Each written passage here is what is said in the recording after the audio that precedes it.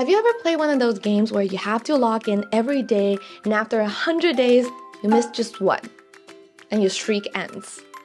You feel like you've lost everything, so you quit. You just delete the app altogether. And honestly, that feeling shows up in real life too. You study English every day but skip a week and it feels impossible to start again. You work out consistently but ate too much for one meal and suddenly it feels like you've lost all your progress. So you don't even bother going back to the gym anymore. That frustration of falling off track and not feeling disciplined enough can be very overwhelming. I think a lot of it comes from perfectionism, and I still struggle with it to this day. If I can't do something perfectly, I procrastinate. And even worse, I give up completely. I just delete the app. Because in my head, there's this imaginary person who never misses a day. They're always on track. And when I fall behind, forget about getting ahead of 99% of people. I feel like the bottom 1%. And that makes me want to just dig a hole and disappear. But the truth is that person never existed. That 1% of people never kept a perfect streak, whether it's 100 days or 10,000 days, because life isn't linear. No matter how many productivity hacks we use or how disciplined we think we are, we're going to slow down or get lazy sometimes. So the real defining moment, the one that would get us ahead of 99% of people, isn't about never falling off the wagon. It's the moment you get back on after the streak breaks, after the plan falls apart, and then quietly, in the shortest time possible, we decide to come back and try again. There's no big announcement, there's no motivation speech for us. We just show up anyways and we start over when no one is watching. This to you might just sound like, oh, never give up. But I think I see it differently. I see like a bigger picture. I can see a graph. There's always a graph for me.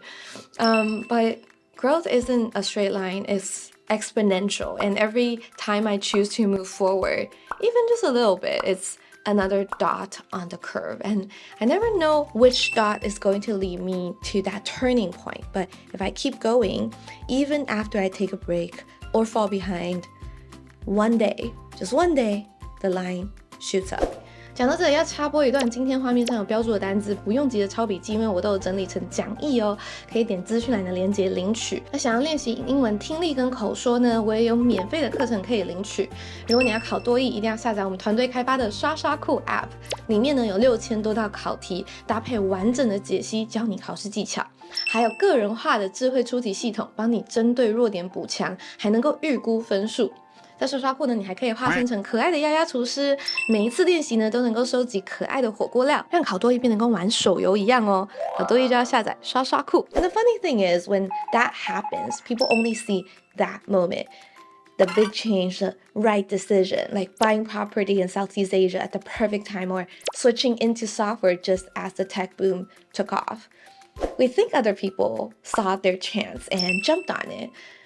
What we don't see is that very long curve leading up to that turning point. Even when I look back on my own life, I do the same thing.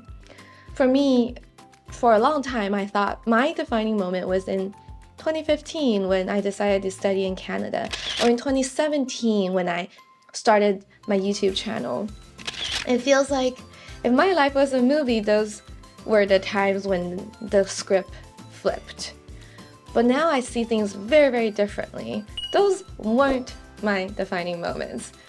The moments that really mattered were so much smaller and so much quieter. It was when I was in college, procrastinating on taking a TOEFL test for months because I never felt like I was ready. I felt like a failure, and I thought that I'm just not the kind of person who gets to study abroad. I don't have enough money, I don't have this and that. All that frustration, but I still one day signed up for the exam. And it's also the moment when I stopped filming, stopped uploading on YouTube for months because I was working on software, I was working on the company, and it was just so overwhelming because I've never thought that I could be a boss. I've never even pictured myself being a leader growing up. So this is like too much. I can't be a leader and I ran out of ideas on YouTube. But for some reason, I still film my next video. I chose to go back. I would say that those were definitely not my glorious moments. No one saw those moments. But those were the real defining moments. The quiet ones, the ones where I chose to come back when I didn't feel motivated, when no one was watching, and I just like, you know what? I gotta get over it. I gotta move on.